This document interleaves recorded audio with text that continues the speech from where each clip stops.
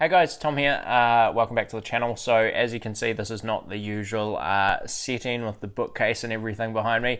Currently traveling for work. I'm actually in Gisborne at the moment, so if you're from New Zealand, you'll probably know what that is, where that is, I should say. If you're not from New Zealand, you might not, but I'll put up a map or something here so you know where I am. I'm traveling for work. I travel a little bit every now and then for work, and I haven't really had a chance to put a video together this week. So I put up a community post the other day just basically asking for some questions for a Q&A. I think I had some issues with that community post on YouTube. For some reason, a lot of people can't see it. So we don't actually have that many questions from the community post. But I did also put a Q&A kind of thing on Instagram. So I've got some questions from there as well. So hope you enjoy. It's about 9 o'clock at night and I've had a long day, but I've got some coffee to fuel me. So hopefully this will get me through the video.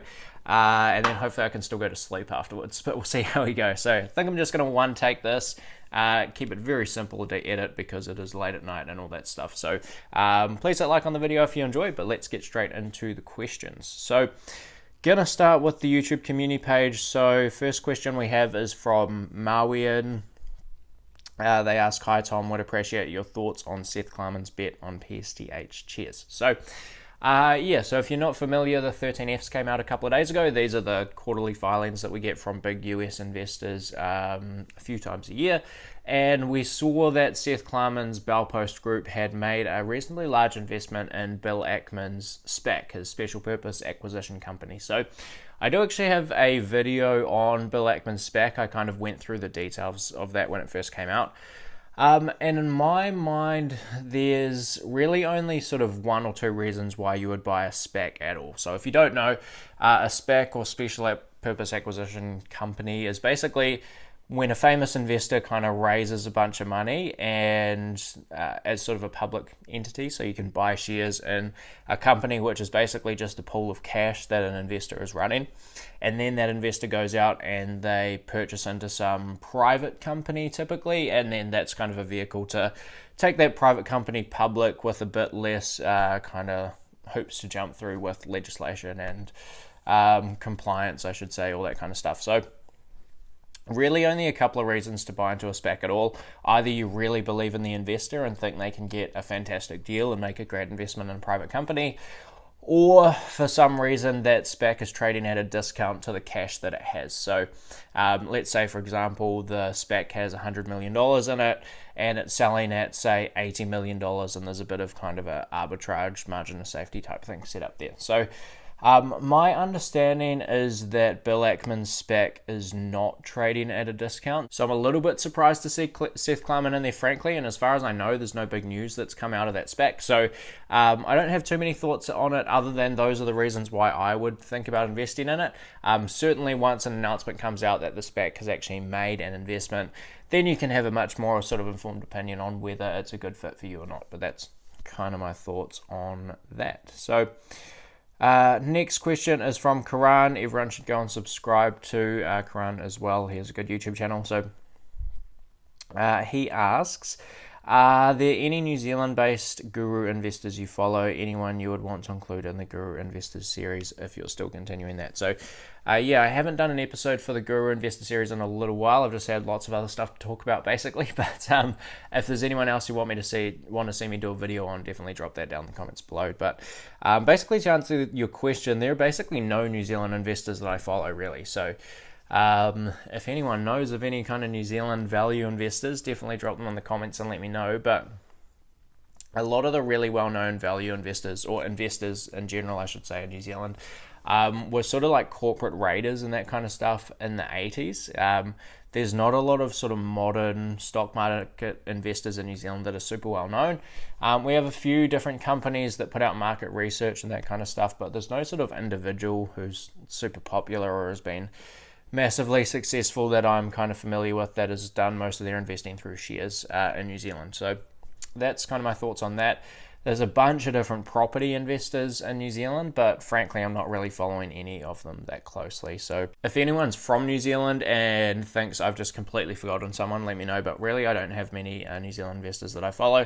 It's pretty much all US with following the 13Fs, and there's just a much larger stock market community outside of New Zealand. So that's kind of where a lot of the people that I follow are from. So Thank you for your question. Next question is from Tom V. Have you ever considered investing in Winnebago Industries?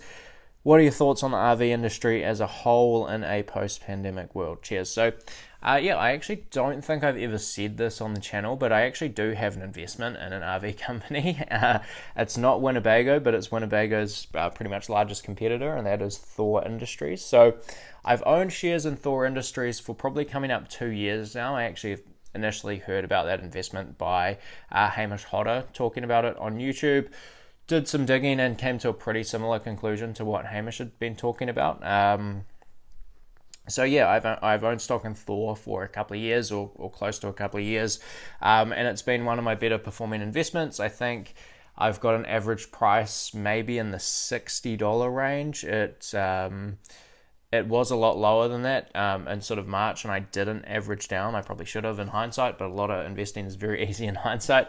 And Thor was close to, I think, like $120 a share not all that long ago. It's come back a little bit now. So, yeah, I think the RV industry is going to do very, very well. I think this definitely wasn't part of my investment strategy when I first got into Thor Industries. I certainly wasn't thinking that we were going to have something that was going to keep everyone in their own country and a lot of people would travel more domestically. I thought it was a good investment before all that happened, and now that that has happened, you know, Thor Industries have come out with their best sales basically ever in the last quarter and all that sort of thing, which is fantastic for me. Not so great that people are forced to stay in their own country and all that sort of stuff. But I guess from personal experience, I can speak to what's going on in New Zealand. A lot of people are obviously traveling domestically within their own country rather than flying overseas. So a lot more money being spent on motorhomes and caravans and that sort of stuff. The data tells me that similar things are happening in other parts of the world as well, but whether that's a long-term change that will stick around once we're kind of out of this crisis, it's yet to be seen. So thank you for your question, Tom. So let's jump over to some of the questions from Instagram. First question we have from Instagram is from Charles Sun. What do you do for work? So yeah, I basically work for an agricultural software company. I'm definitely more of the agriculture person than the software person. I have an ag science background. And yeah, I can't go into probably too much detail. I'm pretty easy to find if I tell you too much. So I work for an ag software company, and we're a pretty small team, and it's a great company to work for. That's all I'll really say on that. Ben Sullivan, do you plan to release some kind of course or online platform regarding stocks? So not at this stage, to be honest. This is something I've thought about a little bit, and there's so many people selling courses on all sorts of stuff, and I'm certainly not against people that do that or have anything, have some issue with people that do that. It's something I'd consider doing in future, particularly if I wanted to turn YouTube into sort of a full-time gig at some point in future, but certainly not at that level at the moment. It's just still kind of a bit of a pipe dream at this stage. But yeah, I mean, if people are keen to see that from me, that's definitely something I'm open to doing. But I want to set it up in a way where, I'm not just making a course to pump it and make money and all that sort of stuff. I'd want to, you guys are a community of value investors and I'm a value investor. So I want to provide a course that would give you far more value than the price suggests, right? Just like we look for an investment. You want a margin of safety and you want to get a bunch more than what you pay for. So if people are keen for some sort of course, certainly happy to do it in future, but it's not something I'm looking at this stage. I will say there are some videos I've wanted to do on YouTube before that I think would fit a course really nicely, like things like analyzing financial statements in more detail, more case studies with individual companies, how I, analyze different businesses in depth and all that sort of stuff that I haven't done so much on the YouTube channel just because I think that'd be really, really long videos and probably wouldn't be that good a fit. So that might fit something like a course a lot better. So if you're interested in that kind of stuff, let me know. Maybe it's something I'll look at doing in future, but certainly not right now. And final question we have is from Johanna. What's for dinner tonight on work? So when I'm traveling for work, I eat horrendously, which is not a good habit. So tonight I went to McDonald's. Earlier in the week I went to Burger Fuel. Earlier in the week I probably ate something else horrendous for me as well, so I'm not very good at that aspect when I'm traveling. That's definitely something I need to work on. So that is all from me today. I hope you did enjoy this short little Q&A video from the hotel room. Turn your notifications on for the posts that I put up on YouTube in future. That way, in future, when I do more Q&A videos, you will get a notification and you'll be able to ask a question and all that sort of stuff. But that is all from me today, and I will see you in the next one. Cheers. Mo check.